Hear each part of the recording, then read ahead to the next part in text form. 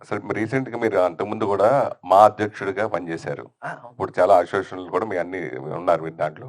అయితే ఇప్పుడున్న నేను ఇందాక నుంచి అడిగే దాని గురించి ఇప్పుడు థియేటర్ల బంద్ గురించి కానీ, దీని గురించి కానీ, కళ్యాణ్ బాబు గారు అలా మాట్లాడటం దాని గురించి కానీ మీరేం చెప్తారు అంటున్నాను? కాదు, కాదు, కాదు. నా నా నేను అబ్జర్వ్ చేసిన దాని ప్రకారం అండి, ఇది ఇట్ వాస్ మిస్‌గైడెడ్. ఎందుకంటే థియేటర్లు మూసేయటం అనేది చిన్న విషయం కాదు కదా! డెఫినిట్‌గా థియేటర్లు మూసేయటం అనేది ఒకళ్ళు తీసుకునే డెసిషన్ కాదు కదా! ఎవరో ఒక థియేటరో లేకపోతే ఒకతనో, ఒక డిస్ట్రిబ్యూటరో ఒకళ్ళు తీసుకునే డెసిషన్ కాదుగా. అందరూ కలిసి సమిష్టిగా తీసుకోవాల్సినటువంటి డెసిషన్ అది. ఆ డెసిషన్ ఎవరో ఒకళ్ళు అనవసరంగా దాన్ని మిస్‌గైడింగ్‌లో న తప్పు విధానంలో దాన్ని బయటకి న్యూస్ రావడం వల్ల అది తప్పుగా తీసుకోబడింది. చివరికి అది నిలబడలేదుగా. ఇవాళ అది నిలబడలేదుగా. మా పవన్ను మా పవన్ ఫీల్ అయ్యాడు అనంటే అది జెన్యూన్.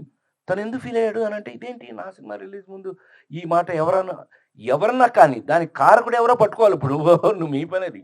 అది మీరు పట్టేస్తారు ఎలాగో. అది ఎవరో కారకులో వాళ్ళని పట్టుకుని ఎందుకు జరిగిందో తెలుసుకుంటే గనక ఇది క్లియర్ అయిపోతుంది. నాకు తెలిసి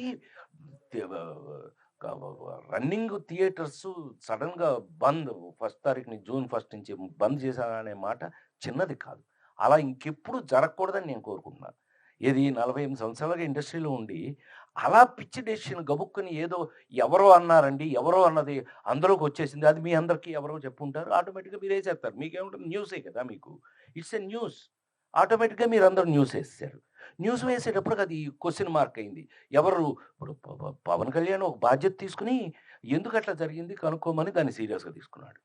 yes! He is a deputy CM అండి. Not a joke. ఈ మామూలుగా అవ్వలేదుగా. తను డిప్యూటీ సీఎం అయ్యాడు. ఇవాళ answerable to anybody.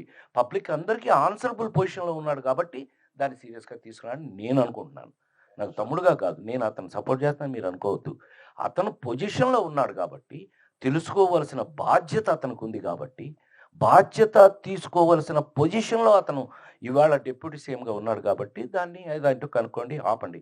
Why it happened. ఇలా ఎప్పుడు జరగకూడదు. మంచిదే. ఎందుకు జరిగిందో తెలీదు గానీ, ఇంకెప్పుడు ఇలా జరగకూడదనేది మాత్రం 100% ఒక మంచి డెసిషన్. హాయ్ హలో మెస్మరైజ్ చేసే మూవీ ముచ్చట్లు, రిలీజ్ అయిన వెంటనే రివ్యూస్, మీ అభిమాన తారల రియల్ స్టోరీస్, సినిమా సమాచారం ఏదైనా క్షణాల్లో మీ చెంతకు. మరింకెందుకు ఆలస్యం, యోయో సినీ టాకీస్ ని సబ్స్క్రైబ్ చేసుకోండి.